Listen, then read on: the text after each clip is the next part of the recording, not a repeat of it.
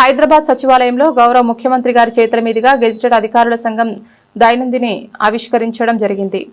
ఈ కార్యక్రమంలో రామగుండం శాసనసభ్యులు మకాన్ సింగ్ మరియు రాజ్యసభ సభ్యులు అనిల్ యాదవ్ గారు పాల్గొన్నారు। ఇట్టి కార్యక్రమం సందర్భంగా సంఘం రాష్ట్ర అధ్యక్షులు ఏలూరి శ్రీనివాసరావు, ప్రధాన కార్యదర్శి శ్యామ్ ఉద్యోగుల సమస్యల గూర్చి విన్నవించి పరిష్కారం దిశగా ఆలోచించవలసిందిగా కోరారు। ఈ సందర్భంగా పెద్దపల్లి జిల్లా గెజిటెడ్ అధికారుల సంఘం అధ్యక్షులు తూము రవీందర్ పటేల్ గౌరవ ముఖ్యమంత్రి గారిని కలిసి పెద్దపల్లి జిల్లా ఉద్యోగుల సమస్యల గురించి విన్నవించారు।